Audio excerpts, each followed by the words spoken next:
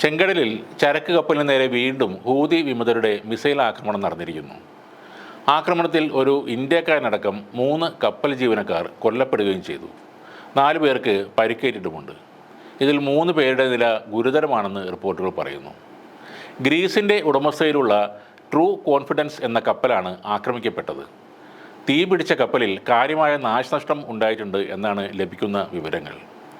ചെങ്കടലിൽ ഹൂത്തികൾ നടത്തിയ ആക്രമണത്തിൽ കപ്പൽ ജീവനക്കാർ കൊല്ലപ്പെടുന്നത് ഇത് ആദ്യമായാണ്. കരീബിയൻ രാജ്യമായ ബാർബഡോസിന് വേണ്ടി സർവീസ് നടത്തുകയായിരുന്ന ചരക്കു കപ്പലാണ് ആക്രമിക്കപ്പെട്ടത്. ആക്രമണത്തിൽ പൂർണ്ണമായും തകർന്ന കപ്പലിലെ രക്ഷാപ്രവർത്തനങ്ങൾക്കായി ഇന്ത്യൻ നേവിയും അവിടെ എത്തിയിട്ടുണ്ട് എന്നാണ് പറയുന്നത്.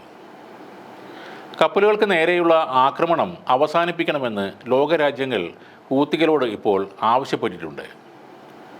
വിവിധ രാജ്യങ്ങളിലേക്കുള്ള ചരക്കുകൾ, എണ്ണ, LNG എന്നിവയുടെ കയറ്റുമതിക്കുള്ള പ്രധാന പാതയാണ് ചെങ്കടൽ.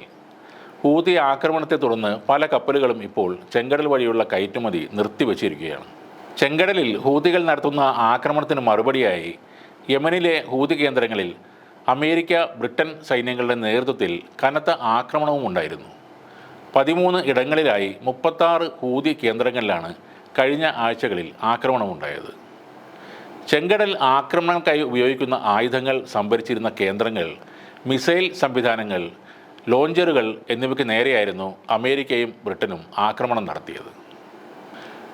നവംബർ പകുതി മുതൽ ചെങ്കടലിൽ അമേരിക്കൻ, ബ്രിട്ടൻ, ഇസ്രയേൽ കപ്പലുകൾക്ക് നേരെ ഹൂതി സായുധ സംഘങ്ങളുടെ ആക്രമണം വളരെ ശക്തമായിരുന്നു. പലസ്തീനികൾക്ക് ഐക്യദാർഢ്യം പ്രഖ്യാപിച്ച് നടത്തുന്ന നീക്കത്തിൻ്റെ ഭാഗമായി ഇറാൻ പിന്തുണയുള്ള സായുധ സംഘങ്ങൾ ഇന്നേ വരെ 30ഓളം അന്താരാഷ്ട്ര കപ്പലുകളെയാണ് ഉന്നം വെച്ചത്. ഈ പശ്ചാത്തലത്തിൽ അവിടെ അമേരിക്ക ഒരു ബഹുരാഷ്ട്ര പ്രതിരോധ സഖ്യവും രൂപീകരിച്ചിരുന്നു. അതേസമയം ആക്രമണങ്ങളുടെ പശ്ചാത്തലത്തിലും ചെങ്കടലിലെ സൈനിക നടപടിയിൽ നിന്നും പിന്നോട്ട് പോകില്ലെന്നാണ് ഹൂതികളുടെ ഇപ്പോഴത്തെ നിലപാട്. ഗാസയിലെ ഇസ്രയേൽ ആക്രമണം പൂർണ്ണമായും അവസാനിപ്പിക്കുന്നതുവരെ ചെങ്കടലിലെ ആക്രമണം തുടരുമെന്ന് ഹൂതികളുടെ നേതാവായ അൽ ബുഖൈദി പ്രതികരിച്ചിരുന്നു.